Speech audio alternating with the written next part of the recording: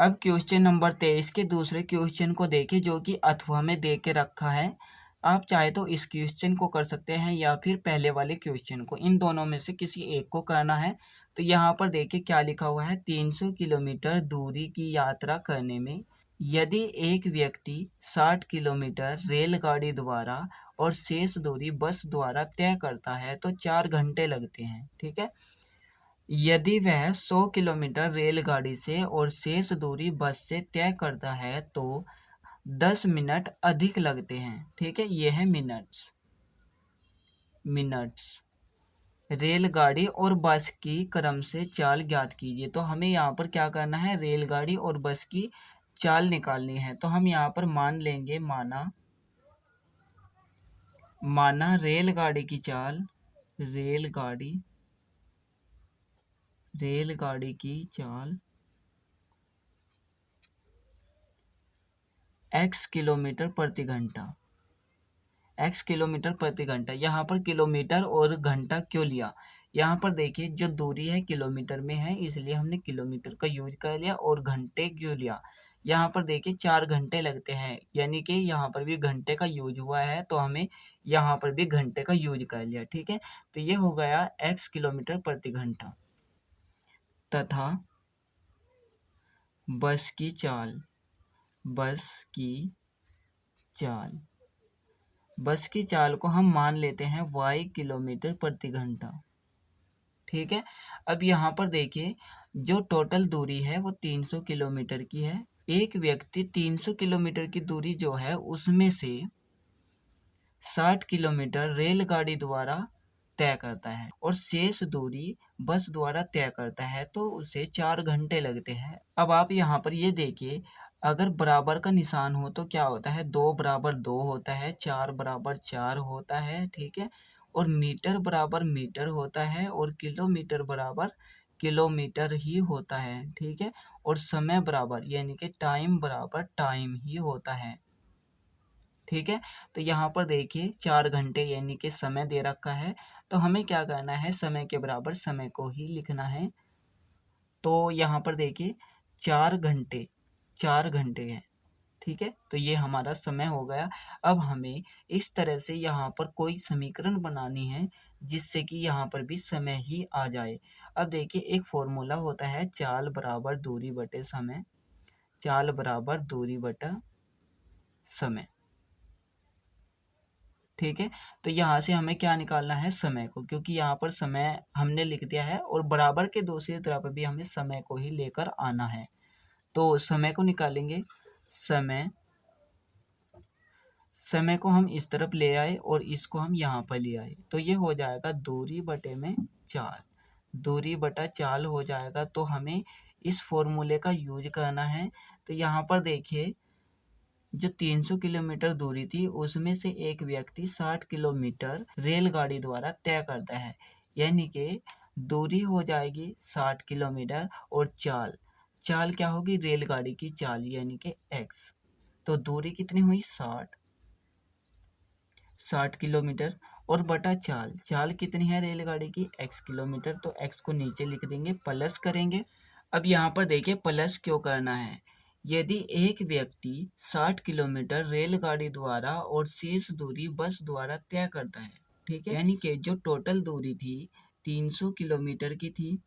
ठीक है, अब उसने 60 किलोमीटर तो रेलगाड़ी से तय की और शेष दूरी यानी कि जितनी दूरी बच जाएगी, इसका मतलब कितनी दूरी बची यहाँ पर, 240 और 60 मिलके ही तो 300 होते हैं।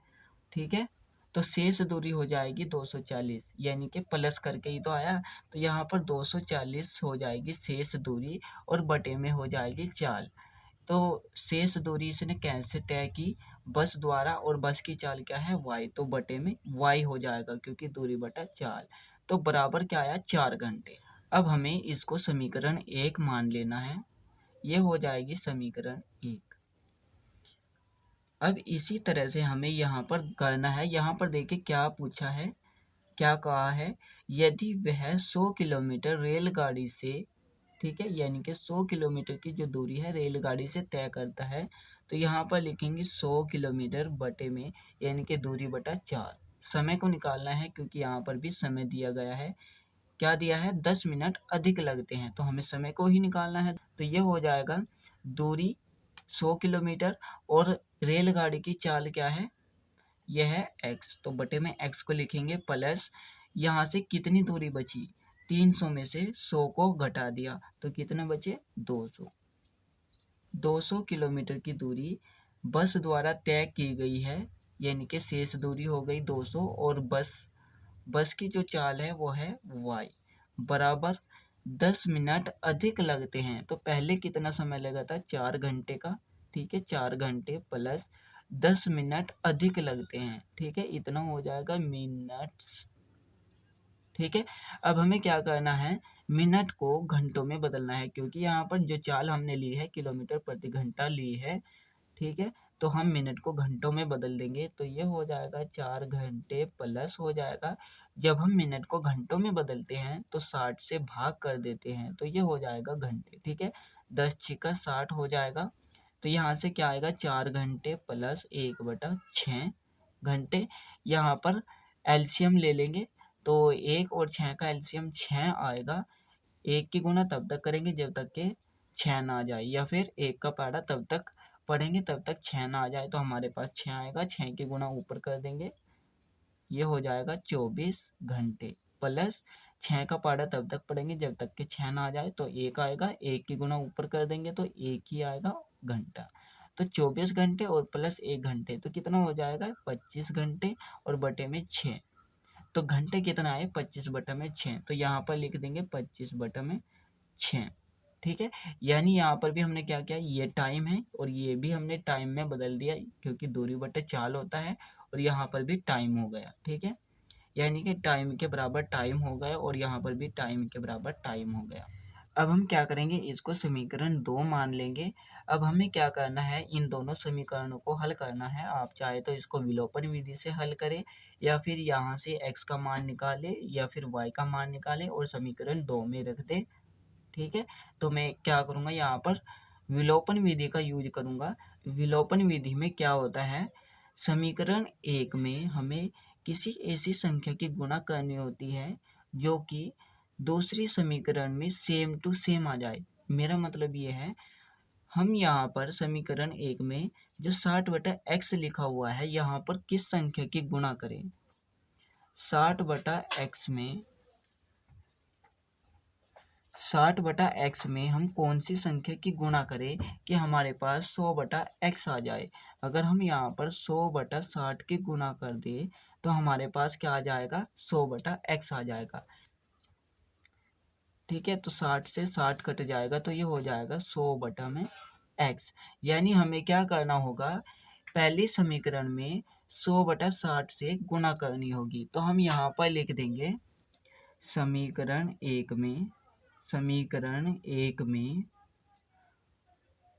100/60 से गुणा करने पर 60 से गुणा करने पर। ठीक है, तो हम यहाँ पर समीकरण 1 में 100/60 से गुणा कर देंगे। 60/x गुणा हो जाएगा 100/60, 100/60 प्लस का निशान लगाएंगे। 240 बटे में y लिखा हुआ है, इसको झुका तो रखेंगे और गुणा कर देंगे यहाँ पर भी 100/60 की 100/60 बराबर का निशान लगाएंगे। बराबर 4 लिखा हुआ है तो 4 को झुका तो रखेंगे और गुणा कर देंगे 100/60 से 100/60। ठीक है, तो 60 से 60 कट जाएगा तो यहाँ पर क्या बचेगा? 100/x प्लस का निशान लगाएंगे। 0 से 0 कट जाएगी तो ये हो जाएगा 6 चौके 24 और 1 0 बची हुई है तो 0 को लगा देंगे। तो यहाँ से क्या आया? 40 गुणा 10, 40 गुणा 10 और बटे में y लिखा हुआ है बराबर, ये 0 से 0 कट जाएगी, 4 गुणा 10 हो जाएगा, 4 गुणा 10 और बटे में क्या है? 6। अब हम क्या करेंगे? इनकी आपस में गुणा कर देंगे तो यहाँ से क्या आएगा? 100/x प्लस ये हो जाएगा 400 बटे में y बराबर 40 बटे में 6 हो जाएगा। इसको हम समीकरण 3 मान लेंगे। अब हमें क्या करना है, समीकरण 2 और समीकरण 3 का यूज करना है। यानी अगर हम समीकरण 2 में से समीकरण 3 को घटा दें तो हमारा जो है x विलुप्त हो जाएगा। तो हमारे पास समीकरण 2 और 3 आई थी। अब हमें इन दोनों समीकरणों को घटाना है, यानी कि समीकरण 2 में से 3 को घटाएंगे या फिर समीकरण 3 में से 2 को घटाएंगे। तो मैं यहाँ पर क्या करूँगा, समीकरण 2 में से 3 को घटा दूंगा। तो यहाँ पर लिखेंगे समीकरण 2 माइनस समीकरण 3। ठीक है, तो यहाँ पर क्या करना है, जो बराबर के चिन्ह से इस तरफ लिखे हुए हैं उनको माइनस करेंगे। पहले क्या लिखा हुआ है, 100/x प्लस में है 200/y। इसको ब्रैकेट में बंद कर देंगे और माइनस का निशान लगाएंगे क्योंकि हम घटा रहे हैं।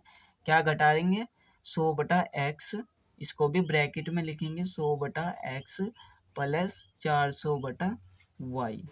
ब्रैकेट बंद कर देंगे। अब हम बराबर वाले को घटाएंगे। तो बराबर में क्या लिखा हुआ है, 25/6, और किसको घटाएंगे, -40/6 को। ठीक है, अब हम क्या करेंगे, यहाँ से ब्रैकेट को हटा देंगे। तो यहाँ से हमारे पास क्या आएगा, 100/x प्लस 200/y। यहाँ पर देखिए माइनस लगा हुआ है, तो माइनस और प्लस क्या होता है, माइनस। तो हमारे पास क्या आएगा, -100/x, माइनस और प्लस माइनस ही होता है तो यहाँ पर भी माइनस में आ जाएगा, 400/y बराबर हो जाएगा 25/6 माइनस 40/6।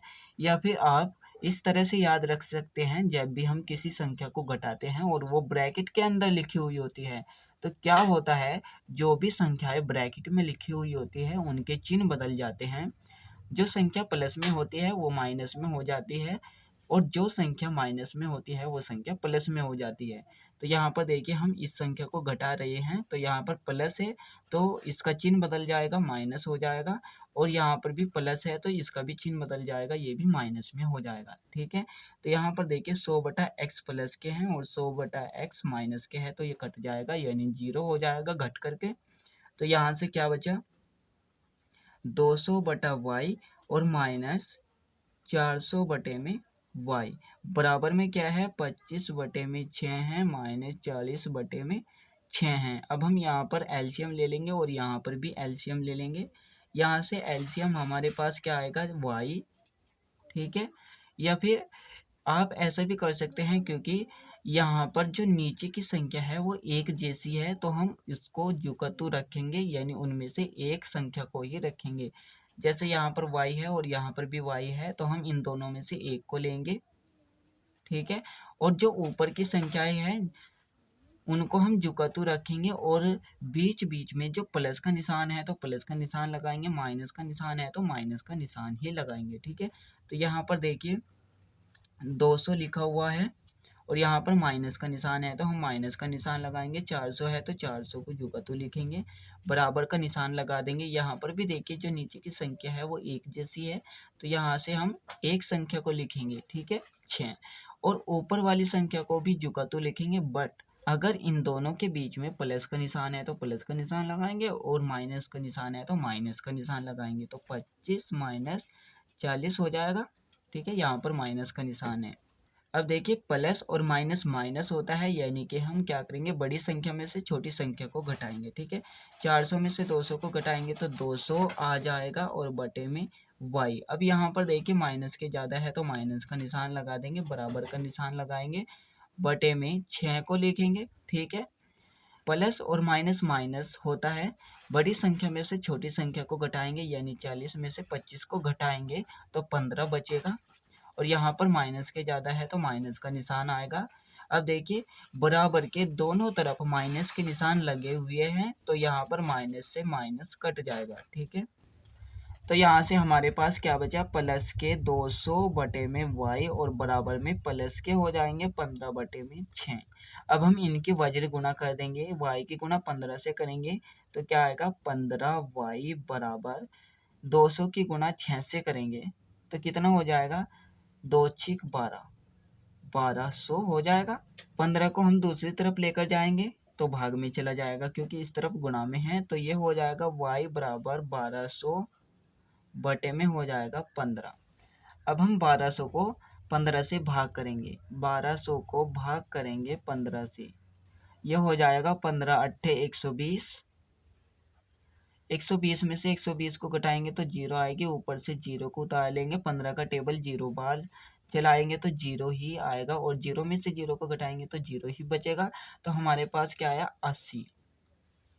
ठीक है, तो y का मान आ गया 80।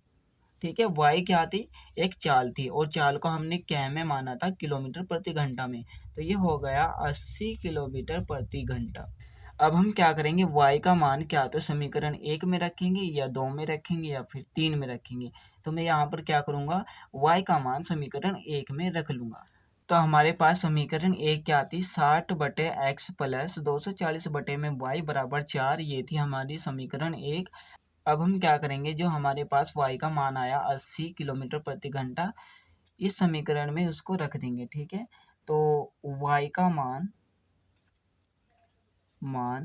समीकरण 1 में रखने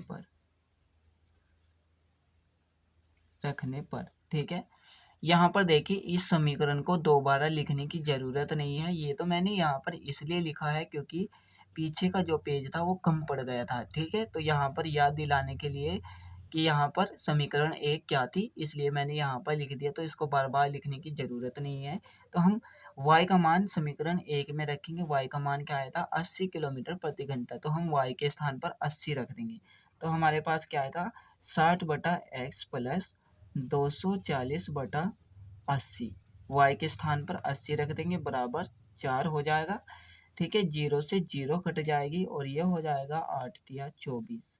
तो यहाँ से हमारे पास क्या आएगा, 60 बटा एक्स प्लस, यहाँ से क्या बचा 3, बराबर में क्या है 4, 3 को हम दूसरी तरफ लेकर जाएंगे तो माइनस में हो जाएगा, 60 बटा एक्स बराबर 4 माइनस 3 हो जाएगा। 4 में से 3 को घटाएंगे तो 1 आएगा, प्लस के ज़्यादा है तो प्लस को हो जाएगा। ठीक है, 60 बटा एक्स बराबर 1 हो जाएगा। अब यहाँ पर वज्र गुणा कर देंगे, x की गुणा 1 से करेंगे तो x ही आएगा, और 60 की गुणा यहाँ पर बटे में 1 मान लेंगे, 1 से कर देंगे तो ये भी 60 हो जाएगा। तो x का मान क्या आया, 60 किलोमीटर प्रति घंटा, क्योंकि ये भी एक चाल है, तो चाल को हम हमेशा किलोमीटर प्रति घंटा या फिर किलोमीटर प्रति सेकंड में ही दर्शाते हैं।